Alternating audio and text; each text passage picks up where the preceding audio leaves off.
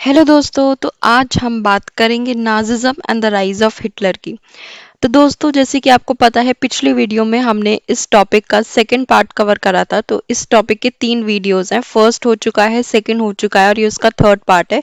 तो third part में हम Nazism and the rise of Hitler के बारे में बात करेंगे और आज इस टॉपिक को हम कंप्लीट कर देंगे ताकि हम नेक्स्ट सेशन में या हमारे नेक्स्ट वीडियो में ज्योग्राफी पे जा सके।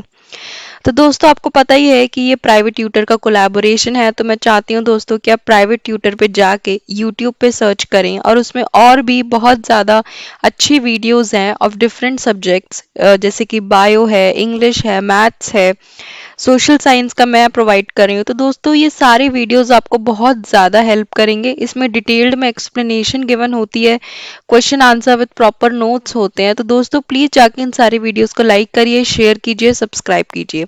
तो चलते हैं दोस्तों आज के हमारे टॉपिक की तरफ, जो कि है Nazism and the rise of Hitler part 2। तो दोस्तों, जैसे कि आपको पता है कि अब जर्मनी में हिटलर आ चुका है। हिटलर एक बहुत ही ज्यादा अच्छा ओरेटर है, हिटलर बहुत ही ज्यादा ब्रेव है। तो हिटलर क्या सोचता है कि दोस्तों, अगर जो भी चीज रिजॉल्व नहीं हो रही है तो हम उसमें वॉर का यूज करें। तो थोड़ा आपको बस वैसे ही मैं प्री कैप दे देती हूँ। तो हिटलर ये सोचता था दोस्तों, जो कि बहुत ही ज्यादा गलत आइडियोलॉजी थी, कि लोगों में कोई भी रेशियल इक्वालिटी नहीं हो सकती। लोगों में हायरार्कियल इनइक्वालिटीज होती हैं, कोई भी दो रेसेस इक्वल नहीं हो सकती। जिसमें कि जर्मन्स को वो सबसे ज्यादा सुपीरियर रेस कहता था, जिसे हम आर्यंस भी कहते हैं। आर्यंस को वो सबसे ज्यादा फाइनेस्ट रेस कहता था। और ज्यूज के लिए उसका कुछ अपना ही पर्सनल ग्रजेस थे। तो ज्यूज को सबसे ज्यादा सफर करना पड़ा नाजिज्म के टाइप पे, जिसमें हिटलर ये भी बिलीव करता था कि ज्यूज हैज किल्ड क्राइस्ट। तो इस वजह से वो भी सोचता था कि ज्यूज के लिए मेरे मन में कुछ भी ना हो। अब उसके बाद दोस्तों, हम रेशियल यूटोपिया के बारे में बात करते हैं। तो जैसे कि मैंने बताया था कि हिटलर बहुत ही ब्रेव सोल्जर था। तो हिटलर ने क्या करा था, जर्मनी के लिए वॉर रेस करी थी दोस्तों, जिसमें जीनोसाइड था। तो genocide and war became two sides of the same coin. तो दोस्तों, इसका मतलब क्या होता है, एक वॉर हम यूज कर रहे हैं ताकि हम अपने रिसोर्सेस ले पाएं या फिर मिलिट्री से रिलेटेड, पर इस वॉर में बहुत ज्यादा जीनोसाइड था। इसमें रेशियल या रेशियल स्टेटस भी बीच में आ गया था। तो इसमें यही था, Hitler divided and occupied north western Poland. Poles were forced to leave their homes. Educated Polish classes were murdered. तो दोस्तों, वही कि इसमें रेशियल यूटोपिया भी आ गया। मतलब पोलैंड के साथ वॉर में उसने रेसिज्म का भी पूरा यूज करा।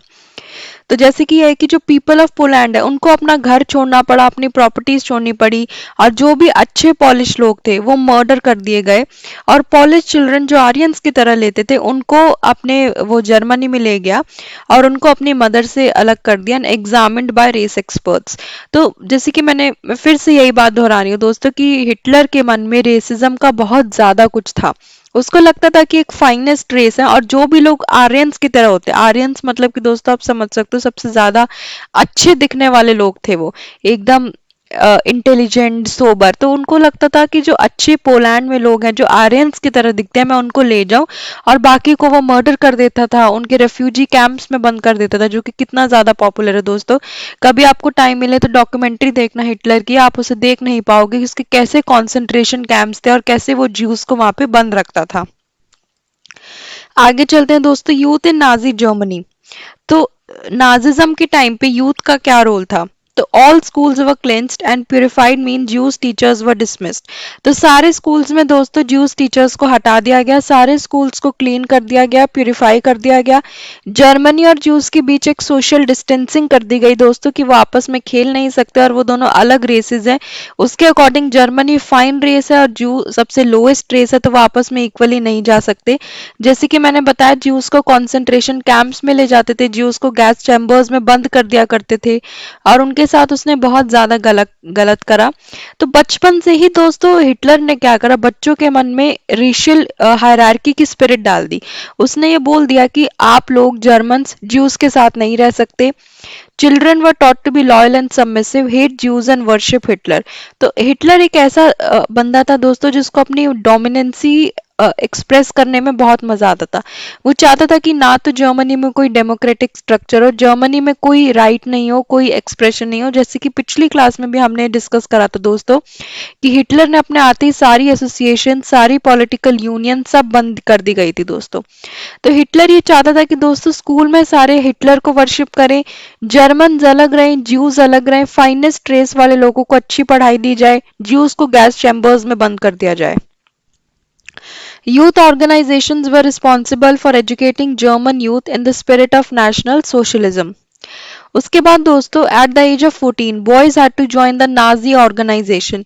जैसे कि आपको पता है दोस्तों जर्मनी में सारी पॉलिटिकल पार्टीज और सारी एसोसिएशन की फॉर्मेशन अब बंद कर दी गई थी।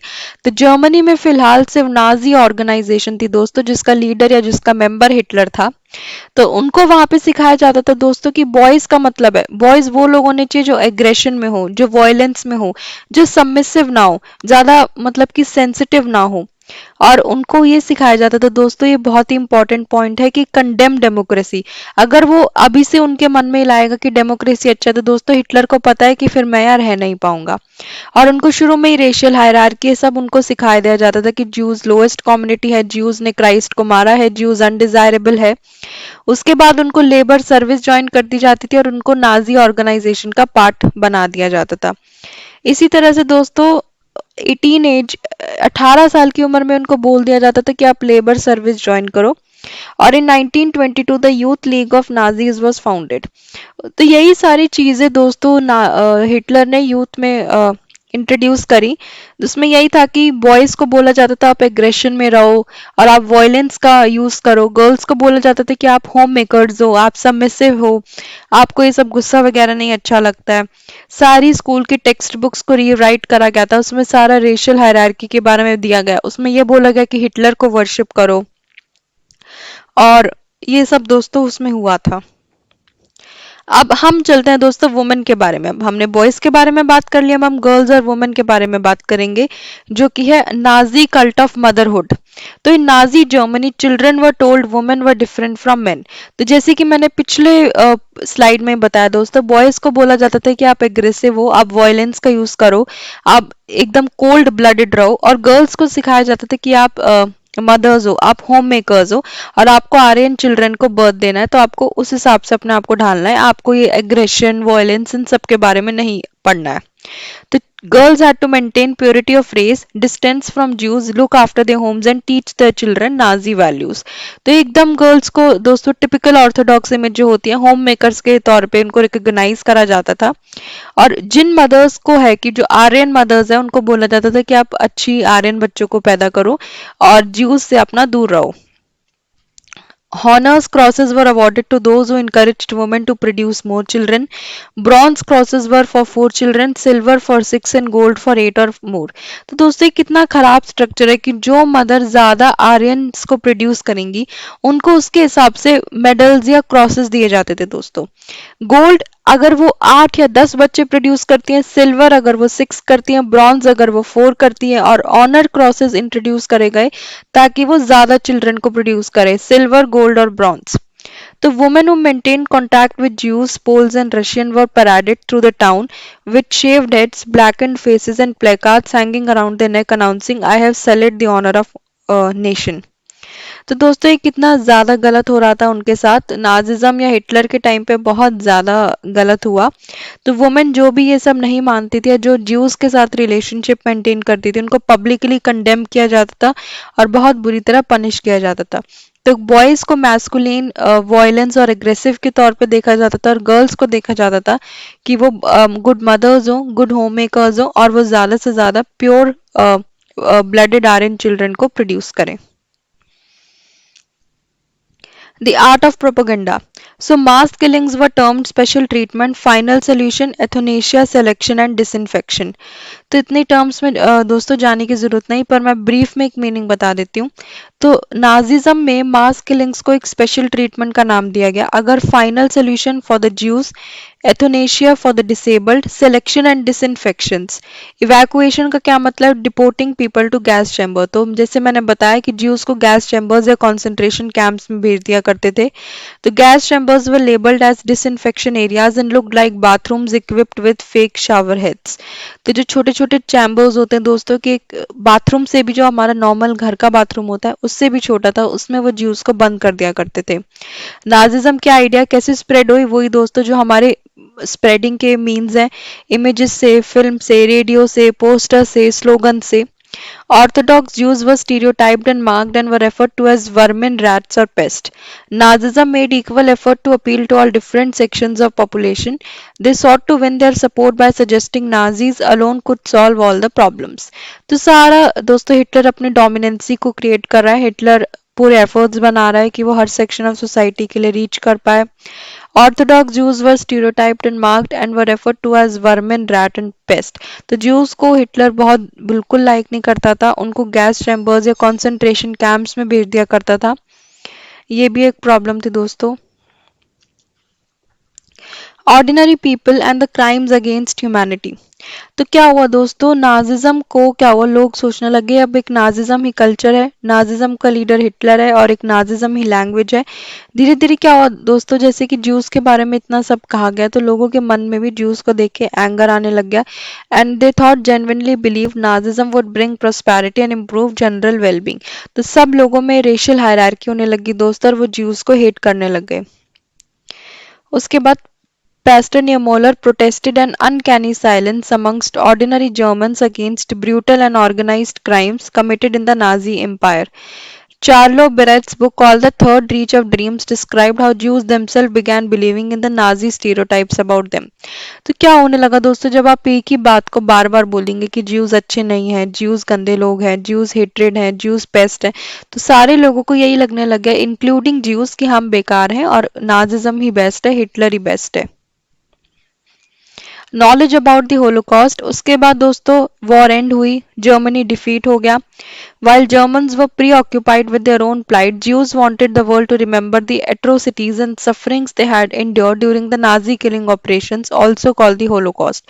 तो Holocaust क्या मतलब होता है दोस्तों कि जो जर्मनी में इतना सब हुआ, उससे क्या हुआ दोस्तों कि जर्मनी में फाइनली क्या हुआ, जो एंड वर्ल्ड वॉर थी वो खत्म हो गई, जर्मनी डिफीट हो गया और ज्यूज चाहते थे कि लोग रिमेम्बर करें कि उनके साथ कितना ज्यादा गलत हुआ है.